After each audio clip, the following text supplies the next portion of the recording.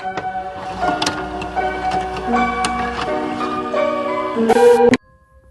guys, Michimo channel байна. Зүгээр би бичлэгээ өргөжлүүлсээр явах болно. Гэтэ ингээд намайг хүмүүс ингээд бас YouTube-аар орхисноо гэдэг амар их асуусан байсан. Орхиогүй. Зүгээр ингээд нэгт ингээд бичлэг хийх газар олдохгүй байсан. Хоёрт болохоор жоохон нэг тийм эдитний асуудалтай байсан. Гэтэ би ингээд яадаг ч гэсэн өөрөө эдитээ одоо хийхээр шийдсэн. Эдитер авахар жоохон үнэтэй юм билээ. Өөрийгөө яа гэж бас эдитер ажиллана гэхээр тийм. За тэгээд өнөөдрийн бичлэгэндээ орцгоё. Би өнөөдөр болохоор нөгөө нэг Victorious буюу Avesno сургууль гэх одоо sitcom цувралын талаарх эвгүй баримт болон түүний талаарх ингээд сонирхолтой мэдээллүүдийг та нартай хуваалцсан гэсэн үг. Эйн Шнайдер гээд энэ цувралын үүсгэн байгуулагч зохиолч нь байгаа юм заяо. Тэр зохиолч нь өөрөө амар эвгүй гай штэ эсвэл ингээд мэдээллүүд нь гарсан айгүй фетиштэй педофил тал руугаа ер нь айгүй эвгүй хүн нэлээд гаж тантай гаж хүн ер нь ажилчид жүжигчтэй айгу тохгүй болгож ер нь ихэнх ажилтнынхаа амьдралыг сүрүүлсэн гэж бас ярьдсан мэлээ. Avesno-ийн сургуулаа анализ хийж эхэлцгээе. Эхний анализ нь болохоор зүгээр ингээд юу юм шүү за ингээ интернет хэрэглэгчдийн гаргаж ирсэн анализ маягийн зүйл шүү заяа. Cat lobotomy гэж байгаа. Одоо энэ хүү дүр. За Victorious-ийн Cat Valentine яагаад улирлуудын явцад тэрийг хүүхдэрхүү болчихсон бэ? Season 1 дээр Cat хөөрдөн бичимхий нээлттэй биш ч хөгжилтэй баг зэрэг хүүхдэрхүү. Тэ гол нь тэнэг биш байсан. Заримдаа логикгүй зүйлс ярьдагч юмд ухаалаг ханддаг. Стайл имиж ингээд пастел өнгийн хувцас ингээд үс мөс нь хүртэл ингээд жоохон эмо маяг айгуу нэг тийм гоё стайл имиж бүрдүүлсэн нэг энгийн одоо teenage girl байсан шүү дээ. Тэгэхээр зөвхөн эс нэг зэр заяо. Нэгэн ингээд цаг мөчөөс эхлэн Cat өөрчлөгдөж эхэлдэг. Тэрээ өөрийгөө ингээд сэтгцийн эмнэлэг төр хугацаанд хорьсон хэсэг гардаг. Cat бүр өөрөө тэгж хэлсэн. Яг ингээд тэрнээс хойш ингээд Cat-ийн зан чанар баг багаар өөрчлөгдөж байгаа та нар харах болно. Lobotomy хийлгсэн гэж ярьдаг заяо.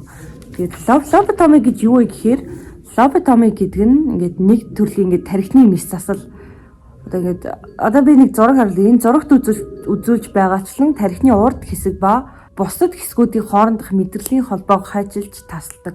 Мэс засал гэсэн үг. Тэгээд фэнүүд ингээд Cat-ийг гэнт эсник дээр амар гоё ингээ явжсэн эс ингээ 2-3-аас эхлэх гэнт амар жоохон хүүхчиг болсонд нь гайхаад lobotomy хийлгэсэн болов уу гэд. Та нар анзаараад үзэхээр хувцлалт нь илүү ингээд тод өнгөтэй бүр амар хүүхдэрхүү яг ингээд бүр ингээд нялх беби гэдэг штеп. Тим хүүхчиг болцсон заяо. Мөн ингээд тоорын ингээд цусаа хандуулдаг анги дээр ингээд Cat-ийг сэтгцэн өвчтэй гэж бодоод бас нэг юм өрөөнд бас хорж мариуд байдаг штеп. Амар сайн уу. Гэтэ энэ теорид бол би нэг итгэхгүй байна. Мөн ховрал дээр нэг бас нэгэн амьжигтэй эвгүй хэсэг байдаг. Энэ нь болохоор галзуу алуурчин алиалагч. Ингээд S3-ийн 5 дахь анги буюу Car Rain Fire гэх анги дээр нэгний алиалагч ингээд гарч ирдэг заяо. Та нар ингээд дүр төрхийг ажиллах юм бол харваас тусанд бодогдсон тэгээ эмх замбраагүй эвгүй төрхтэй байдаг.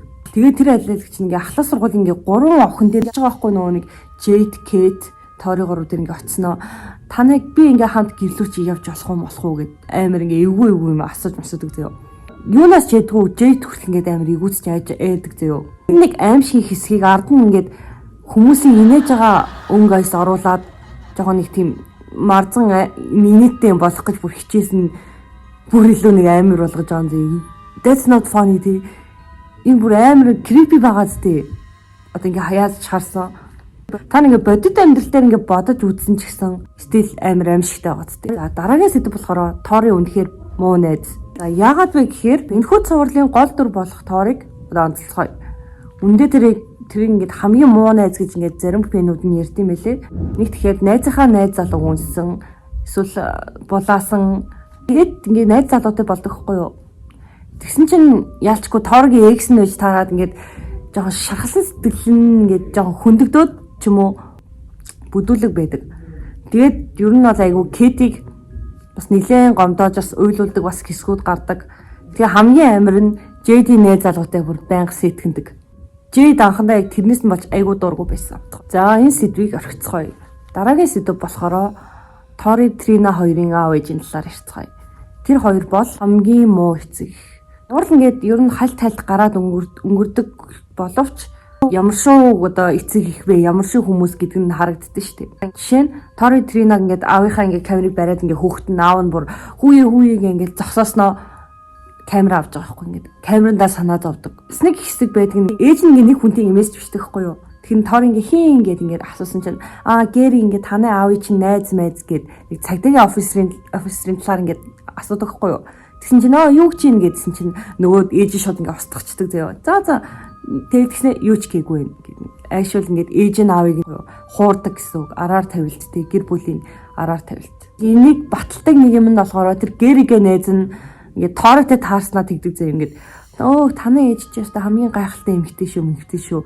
Би өчтөр ингээ ээжтэй чинь чадалсан гэж мэгээд тэгээд идэг зэ. Тэгээд дээрэс нь бас нэг ингээд анхаадгүй батлах хэсэг байдаг нь ингээд Трина даун тэгж хэлдэг зэ.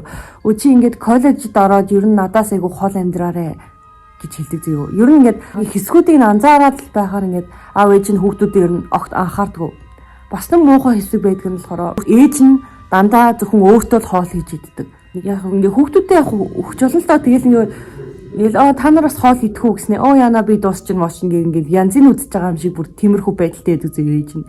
Одоо би тэгвэл дөрүүдийн сэтгэл зүйн асуудал болон гэр бүлийн асуудал үнэнг олцгоё. За бүгдээрээ Кэтээс эхэлцгээе заяа. Кэт ер нь жоохон хүнд байж магадгүй. Одоо би яг та нарт Кэт яагаад юм жоохон хүүхэд шиг юм босныг би яг жинхнээсээ тайлбарлаж өгье заяа. За та бүхний мэдж байгаачлан Кэт бол сэтгэл хөдлөлийн хувьд тогтургүй. Тэгэд яагаад ийм юм бэ гэхээр Кэтийн ахтай нь холбоотой. Та ингээд ер нь үдсэж байхад дандаа ахыхаа талаар эвгүй ингээд фактууд хэлээд байдаг шүү дээ. Манай ах нэг удаа ингээд манай ах шоронд байхдаа манай ах ингээд ууртайгаа манай ах ингээд галзуурсан байгаа. Яна манай ах гэл манай нэг эвгүй сонь ингээд фактууд гэрээд идэг байсан шүү дээ. Ингээд тэргээ ярьж байхдаа айгүй нэг сандарсан байдалтай. Энэ яг үндэ инээдэм ингээд сарказм гэхээсээ илүү сануулгах шиг сонсогддог зөө. Ах нь ямар хүн байж болох вэ? Ах нь бол ерөнхийдөө бол хүчрхийлэгч, тогтургүй зан чанартай, ууртай сэтгцэн асуудалтай байж болзошгүй заяа. Кэт ч мөн ахаасаа сэтгэл санааны болон бие махбод бэлгийн хүчрхийл өртөж байсан юм байлээ. Одоо Кэт чинь ер нь бол дуулууртай. Тэгээд ингээд байнга бэсэг л уушлахгүйгээд ер нь амар уушлахгүй юмтай. Тэгээд ингээд бусдад таалагдах ингээд хит хичээгээд байдаг шүү. Юм тиймэрхүү зүйлс амар жоохон хүчиг ногцсон зан чанартай. Үүний ийм байгаа нь болохоор яалчгүй ахтай нь холбоотой драманаас нь болсон. Тэр чинь жоохон хүчиг зан чанартай шүү дээ. Энэ юу гэсэн үг вэ гэхээр яг тэр аюулгүй үе рүүгээ ингээд буцаж зан чанар ингээд эсрэгээр ингээд ажилтдаг гэсэн үг. Илүү жоохон хүчиг ажилтдаг гэсэн үг. Одоо бодит байдлаас цогцдог. Яалчгүй ингээд сэтгэл зүйн том шарах юм байлээ. Дараагийн дөрвөлөө одоо Трина Вигагийн талаар ярилцгаая. Эцэг эхийнхээ анхаарлыг хизээж авч байгаагүй. Одоо хоёр охин байгаа штэ. Тийм байхад ингээд аав ээж нь Торид илүү их анхаарал хандуулдаг гэсэн үг. Одоо бага охиндоо илүү нөгөө нэг авьяасыг хөгжүүлээ. Тэгээд Тринаг юм тэр чигтэн жоохон хайцсан. Attention seeker гэж яддаг штэ. Ингээд одоо юм болгоны ингээд анхаарал өрчихгөө ингээд дандаа анхаарлыг ингээд төвд байх талтай ингээд анхааралгүй байхгүй бол ингээд байж чаддгүй тийм хүмүүс эдэн штэ. Энэ тиймэрхүү асуудалтай болсон гэсэн. Их дөрүүд нь яа бүгдээрээ яалчгүй ингээд Тринаг дургу байгаад идэг заяа. Яагаад ч аюу сэн үү. Андрагийн талаар ярилцгаая. Андра баг энэ ситком цувралын хамгийн эрүүл энгийн дүр баг. Андрыг ингээд ээж нь ахлах сургуультай байхдаа ингээд төрүүлж өсгсөн байгаа. Тэгээ Андрыг ингээд эцэг их хоёр нь ингээд давхар ажил хийн ер нь арай чамаа ингээд хэцүү амьдралтай ч гэсэн ингээд юугаас дутаахгүй үсгийг ингээд хичээдэг байсан зөө. Тэгсэн чинь ингээд яалтчгүй орлого нь хүрдгүй байсан. Тэгээд аав ээж хоёр нь хар тамхи ингээд зарж эхлээд нээсээ болоод шоронд орцсон. Андрыг 11-ээс 12 настай байхад нь аав ээж хоёр ингээд шоронд орсон гэсэн. Мэ дээрээ нөөж ирсэн чи имэн ингээд хэдэн жилийн дараа нэг тийм галзуурсан гэсэн. Тэр үеэс эхлэн Андрей бүх амьдралаа ганцаараа үүрэх хэрэгтэй болсон. Наснаасаа одоо эрт том хүн болсон ч өөрийн зовлон хизээч ингээд төв болгож ирдэггүй. Үргэлж инээсэглэн төгөлдөр хөр тоглон бусдыг дэмждэг. Тэрээр ингээд зовлонгоо чимээгүй авч явдаг нэг юм. Ер нь бол хамгийн одоо нормал энгийн дүр гэсэн. Гэтэл ер нь айгүй гонхтэй. Та нар ингээд тэр хэсгүүд нь ч гэсэн хардаг үстэй эмээ нь л нилээ ингээд сэтгцэн асуудалтай тэгээ эмээгийн ганцаараа ингээд харж чанд өсгдөг. Энэ манай эмээгийн юу гэлмгээл ер нь айгүй хэцүү шттэ цаадах чам. Гэтэ ерөөсө тиймэрхүү амьдралдаа гутрдуу ингээд байгаа нь харагддаг. Дараагийн дүр гэвэл Бекийн талаар ярьцгаая. Бекийн аав нь болохоор ингээд хүүдээ мөрөөдөө тулгаж ингээд өөр гэрт байгаа бол миний дүрмээр амьдрна гэсэн ингээд аав нь яг тийм байсан байгаа байхгүй юу. Бек тэр бүхнээс залхаад гэрээсээ явж ганцаараа амьдрахаар шийдсэн. Бекийн асуудал тийм байна. За, Роби болон Рексийн талаар ярьсан. Рекс гэдэг нөх хүүхдтэйнүүд нь штэ. Элен зөвөн төрсөн өдрөөр нь өгсөн бэлэг байсан. Үүнээс хойш өвөө нэг одоо цус харуулж нас барсан. Робигийн эцэг их нь Ер нь бол Роббиг бас айгүй үл тоомсралдаг, бас анхаарал хандуулдаггүй байсан. Яг тэрнээс болоод Робби ер нь ямар ч найзгүй байсан болохоор Рекси одоо тэр хүүхдтэйгээ ингээд гүнзгий ингээд холбоо тогтоогоод өөрийнхөө ер нь бол цорын ганц одоо найзаа болгосон байгаа байхгүй юу. Робби ч өөрийгөө ингээд илэрхийлэхдээ бас жоохон нэлээд муу байдаг байхгүй юу. Тэгээд өөрийгөө хэрхэн илэрхийлдэг вэ? Хүүхдтэйгээрээ дамжуулж одоо өөрийнхөө одоо дотоод хүн хийх хүссэн зүйлс болон хэлж чаддгүй юмудаа одоо хүүхдтэйгээр ингээд шууд илэрхийлждэг гэсэн. Нэг талаараа ингээд өөрийнх нь илэрхийлэн дэмж маягийн одоо зүйл байхгүй юу. Бас өөрийнх нь хувьд цорынгоос найзсан гэсэн. За одоо Жэйдийн талаар ярьцгаая. За Жэйд бол гэхдээ ер нь бол ингээд баян гэр бүлийн ингээд ганц охин байсан боловч ингээд аав ээж нь бас ингээд цаг зав ингээд бэдгүү зав муутай гэр бүл байхгүй юу. Бага хахт нь болохоор эцэг ихийн түүний ингээд зөв хүмүүжлтэй төгс охин ингээд байлах гэж ингээд шаарддаг хичээдэг байсан ч гэсэн ингээд Жэйд тэрийг нь бүр үзээ ядаад бүр ингээд тэрнээс эсэргүү ажилладаг байсан байгаа. Одоогийн тийм нэг айдас төрүүлэм одоо ширүүн зан чанар ингээд одоо үүссэн байгаа. Яг эцэг ихээс нь одоо гаралтай гэсэн. Хүүхд тахтаа бас ингээд гэр бүлэнд байнга ингээд нүүдэг байсан болохоор найз нөхөдгөө ингээд өссөн. Тэрнээс ингээд бас хүмүүстэй ингээд харилцаж сураагүй өөргөө ингээд бас илэрхийлж сураагүй дүрхгүй юу. Шоуны турш Жэйд Торид ингээд онцгой муухай ингээд хатуу ханддаг. Эхэндээ ингээд Торид одоо Бэхт ер нь бол ингээ манай найз залуу жоохон гिचгээд байна уу гэж айгүй хардаг байсан байгаа байхгүй юу. Тэгсэн чинь ингээ яваан да тэр нь бол Торид сэтгэлтэй болсон гэсэн. Yes би яг жинхэнэ сэтгэл ингээд хайрыг хэлж байгаа юм зөө. Жигсэнсээ ингээд Торид хайртай болсон гэсэн. Торид ингээ хайртай болчих тэрийг ингээ хүлээн зөвшөөрч ерөөсө чадахгүйсэн ингээд. Би Торид ингээ хайртай биш миш гээ. Жек өөрийнхөө мэдрэмжийг ингээ сэтгэлийг дарахын тулд одоо өөрийгөө Бэктэй хамт явах хэрэгтэй гэж өөрийгөө ингээд албатан итгүүлдэг болсон. Бэк яг л ингээд түүний жинхэнэ мэдрэмж ингээд нууж байгааг бүрхүүл шиг ингээд байдаг байсан дүр байгаад байгаа байхгүй юу. Тэгээд Торид ингээд дургуй юм шиг ажилтдаг мөртлөө ингээд сэтгэлдээ айгүй ингээд хайрлаад ингээд дэмжиж идэг заяо. Баг багаар ингээд өөртөө эвлэрч ингээд Жэйд юу н хүлэн зөвшөөрдөг. You don't know me гэх нэг дуу байдаг штэ. Тэр дууг юм бол Бэк зөрүүлсэн гэж гардаг мөртлөө яг үнэндээ тэр дуу нь Торид зөрүүлсэн дуу байдаг. Би одоо ингээд ер нь бол энэ цовруулын туршид хамгийн их үзэн ядагддаг нэгэн дүрийн талаар ярина. Энэ бол Тринавига. За. Энэ шоу нь ер нь бол Тринавигаг ингээд ер нь муу дүр болгож харуулах гэж хичээдэг ингээд Ториг илүү тодруулж ингээд ер нь бол Торигийн нөгөө талд ямар ч авьяасгүй тий ямар ч юу ч чаддгүй ер нь тийм дүр болгож ингээд харуулахыг хүссэн байгаа энэ шоу нөрөө. Трина ингээд хит өөртөө ихтэй тэгтээ ингээд чадвар мотой байдлаар дүрслэн ингээ бос дөрүүдийн амжилт авьяас чадрыг ингээд эсрэг ингээд харьцуулдаг боловч үнэндээ Трина тийм байдгүй миний анзаарснаар бол штэ. Одоо би ингээд эргээд үзэж байгаа байхгүй юу? Эргээд үзэхэд л яалчгүй энэ дүр ингээд хамгийн дэгжин одоо хамгийн ингээд тулааны өндөр чадвартай хамгийн загварлаг мэдрэмжтэй хамгийн ингээд гоё эмэгтэй байгаад байгаа байхгүй хамгийн жихнэ дива гэж ярьдаг үлээ. Жихнэ ингээд дива эмэгтэй байгаад байгаа байхгүй юу. Ер нь бол ингээд харахад ер нь айгүй авьяастай айгүй мундаг дүр байгаад байгаа байхгүй юу. Ер нь хийж чадвал хийж чаддаг өөртөө ихтэй ер нь айгүй хөөрхөн тий айгүй мундаг. Ер нь л айгүй дэжгүй эмэгтэй байхгүй юу. Тэр яг тухайн үеийн одоо зохиолч ингээд Дэйн Шнайдер л айгүй тийм үзэн ятсан юм уу гарахыг айгүй хүссэн юм шиг байгаа. Тэгээ ер нь бол би Тринагийн дүрд айгүй дуртай ер нь хамгийн дуртай болсон.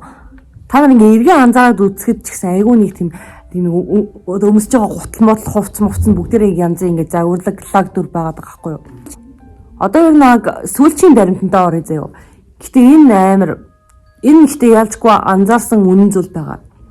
Бэг юундөө ингээл бүх асуудал ер нь Бэкт байсан заяа. Одоо Жэйд Бэк хоёр ингээ харилцаа харахаар ер нь бол ингээ Жэйдийг муухай штэ ингээ өөрийнхөө илэрхийлж чаддгүйгээд тэгээд идэв штэ. Яг үндэ Жэйд чинь өөрөө ингээ бусдаар ингээ бас ингээ хайрлуулах хүсдэг мөртлөө бас ингээ өөрийгөө илэрхийлж чаддгүй ер нь тиймэрхүү дотроо хайр хүссэн бас нэг охины дүр байхгүй юу. Тийм хатуу биш. Тэгсэн мөртлөө ингээ Бэкт байгаа асуудлууд нь гэвэл найз охинтой мөртлөө Торидтэй удаа дараал ингээ сэтгэндэг байнга заяа. Тэгээд дараа нь гэвэл ингээ ер нь эргэн тойронд дандаа охтууд байдаг заяа. Тэгсэн мөртлөө өөрөө тэр охтуудаа бүр хизээч төлөгдөхгүй. Бүр ингээд ер нь ингээд өөрөө айгаа дуртай хажуудаа ингээд байлгадаг. Одоо нэг хүн нэргээл хажууд нь сууж байгаа өсвөсний оролцохоор ингээд би өсөө тийм шампанаар угаадаг гэж харилцан яриа мэрэ ингээд өрнүүлж мөрүүлнээл ингээд байгаад бидэг заяа. Өөрөө ингээд ерөнхийдөө өөрөө ингээд эвгүй гай болоо таарчлаа штэ. Тэгээд яг тэрэнд нь ялчгүй Жэйд айгу дургуутдаг байсан байгаа хгүй юу. Жэйд чи өөрөө ер нь бол ингээд эрэгтэй хүнээс айгу хол штэ. Ингээд айгу нөгөө ер нь бол ингээд ер нь найз залуутай айгу үнэнч охин байсан. Big actual хамгийн red flag нь байсан юм байлээ. Гэтэ одоо би таард нэг айгу сонирхолтой зураг үзэл заяа. Энэ болохоор хин хинтэй үнсэн, хин хинтэй ямар холбоотой гэдэг ингээд зураг заяа. Дундаас яг готж байгаа нь Андре байгаа. Jade заяа. Jade ганцхан найз залуутай байсан. Тэгэл ер нь бүгдээрээ айгу ингээд замбраагүй айгу сонирхолтой. Андре л ингээд энэ цувралын хамгийн энгийн дүр байсан юм байгаа. Normal teenager гэж ярьдаг шиг. За ер нь бичлэгээ ингээд дуусгая заяа. Би одоо амарлаа. За та нар лайк болон subscribe дараарай. Би ойрын 6 сарда ч гэсэн ер нь 100k хүрэх гэж бодоод байгаа. Ингээд тасралтгүй гайгүй. Ер нь ойрын 6 сарда тасралтгүй бичлэг хийх ер нь челленж явуулж байгаа байхгүй юу? Яг хийх гээд. Тийм. Тэгэхээр та бүхэн лайк, subscribe дараа. Тэгээд ер нь миний видео эдрийг ингээд шеэрлээд миний инстаг ингээд дагаарай заяа.